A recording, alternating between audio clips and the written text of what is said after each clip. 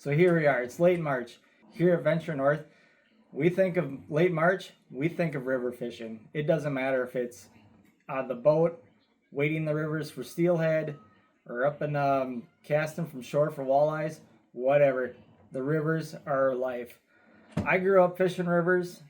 I always had a rod, handful of tackle, went down the river and caught a ton of fish. I am almost 40 years old, and to this day, it's still my favorite thing to do.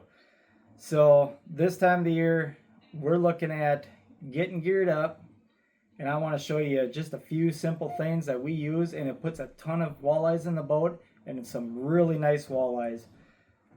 Our go-to rods are going to be anywhere from like the 6'10" up to like a 7'3" rods. Medium action is our favorite for this. I always pair it with like 1,000 or 2,500 series spinning reels. I'm using 10 to 15 pound braid, and then I always go with about 10 pound fluorocarbon leader for this. You don't have to go light on this. You're fighting these fish in heavier current. The water tends to be murkier. A lot of times if you can see down and you can see the prop on your motor, that's telling you right then it's going to be a good day.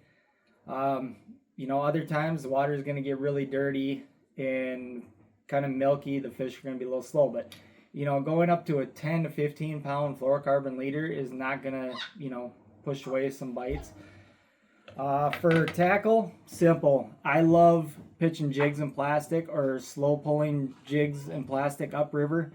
You don't have to go crazy on tackle selection. All you need is a handful of jigs, handful of plastics, and you're going to catch a ton of fish on that. I like to use Northland's like 𝐑𝐈𝐕𝐄𝐑 jigs, either 1/4 ounce, 3/8 ounce. It all depends on how much current's in the river at that time. If you got a really heavy current, you're probably going to have to upsize the jig a little bit. Main thing is you don't want to just be hitting the bottom constantly. You want that jig to come up and you want it to float just above the bottom when you're doing this. It's right in the fish's face. Another jig I like to use is the Northland MVP jig. I really like that one. It's got a strong hook on it. But then the other jig there is just this one from Bee Fishing. It's one of their jigs. I like to use that one also. But for plastics, I use the 𝐅𝐈𝐒𝐇𝐈𝐍𝐆 from Northland. It came out a couple years ago. I wasn't quite sure how it was going to work. I got the chance to try these last year on the Rainy River, and they were absolutely awesome. I caught so many fish. I think I caught probably close to 40, 50 fish on just 2 of these. So they're very durable. I mean, they do stretch out.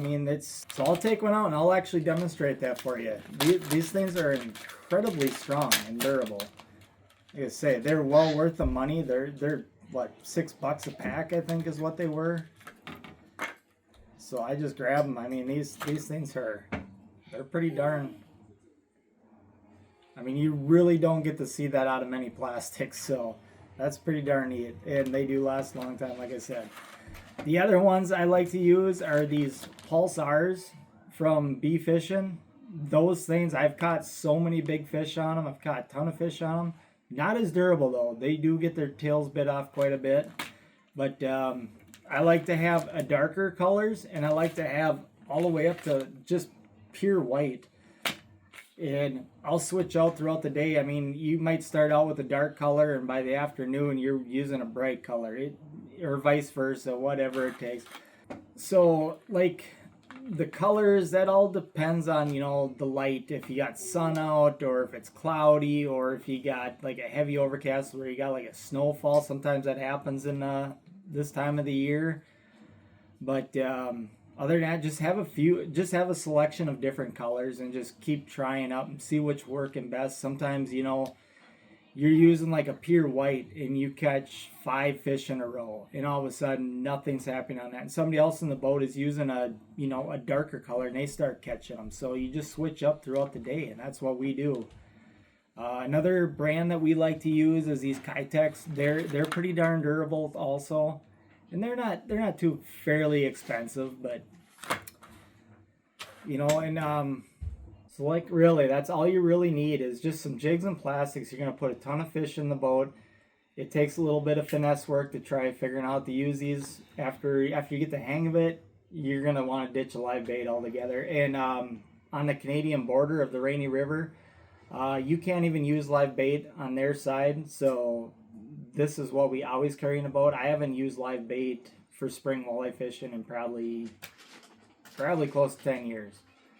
And since I switched over, I've actually caught more fish doing it this way, and I've caught bigger fish. So there you have it. That's what we do in the spring, or that's what we use in the springtime. Like I say, all it is if I'm going out for a day of fishing on the river, I'm just going to carry a little tiny tackle box like this with jigs in it, and a little bag full of plastics, and a couple rods, and that's all I need to catch all the fish I want. After getting rods ready and everything today, I am so pumped up about getting on the river. We bought a jet boat last year, so this will get us to some areas that we haven't got to fish in the past, and those areas are less pressured, and a lot of times you get up there, you might have a whole stretch to yourself, and that's what we're excited about. So stay tuned for more. We are going to have some videos coming up here. There some spring river fishing, not only the Rainy, we might even have some trout fishing coming up here in the next couple months. Be sure to hit that subscribe button. It helps our small channel a lot. And get out there and break the chain of routine.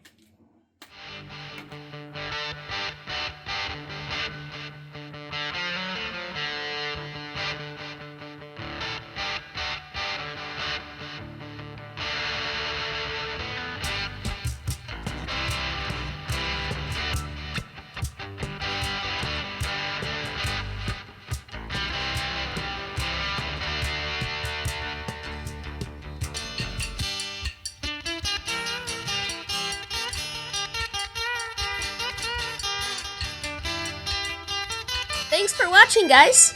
Say, we're going to keep more videos coming your way, and who knows what's going to be on them. So if you like what you just seen, want to see more, then join us along on all of our adventures by hitting that subscribe button. And don't forget, get out there and break the chain of routine.